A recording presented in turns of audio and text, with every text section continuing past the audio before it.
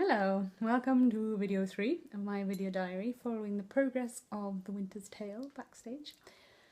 So sorry if this is a little bit late getting out to you. I've fallen slightly behind schedule, but it's been a busy week.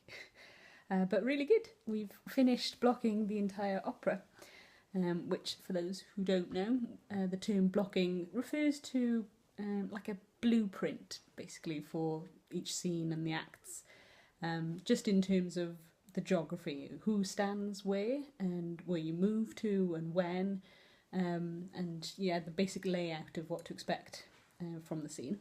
But I'd say we've reached a level of informed blocking.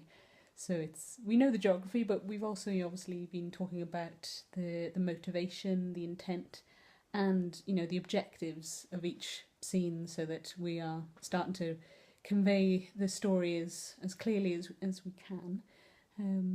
So it's great that we're slightly ahead of schedule actually, which is good.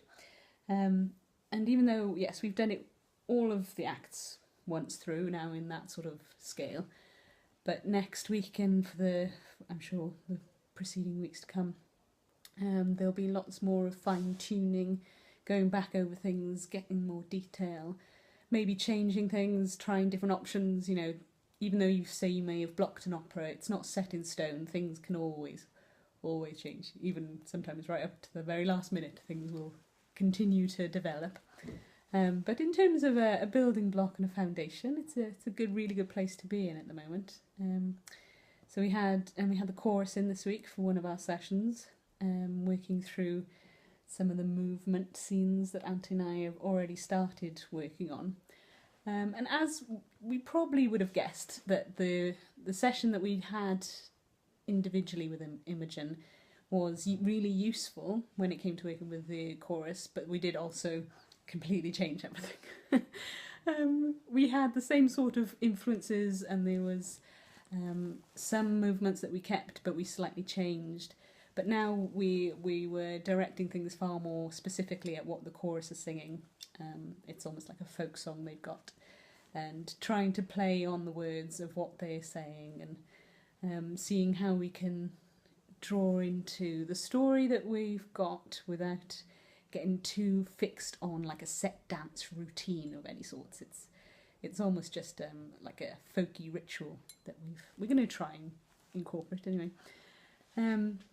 So that was good fun working with the chorus. And next week we've got the Zitz probe coming up, which will be exciting. I can't wait to hear the orchestra playing what, spent so long trying to imagine what it's going to sound like, and yeah, very excited, looking forward to that. Yeah, actually one of the highlights this week, as I'm thinking about it, was working with the chorus, but it was watching Rory work with the chorus that I really enjoyed. And, my admiration for this guy just grows. He's the chorus really loved working with him. He'd gone to the effort of learning all of their names before, they'd even arrived.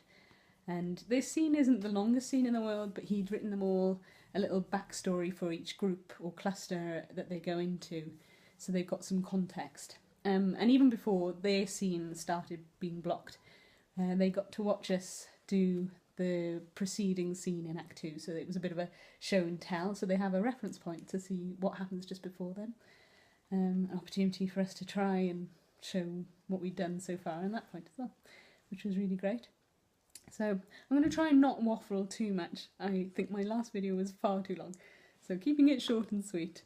Yeah, so far so good, and lots more to look forward to next week.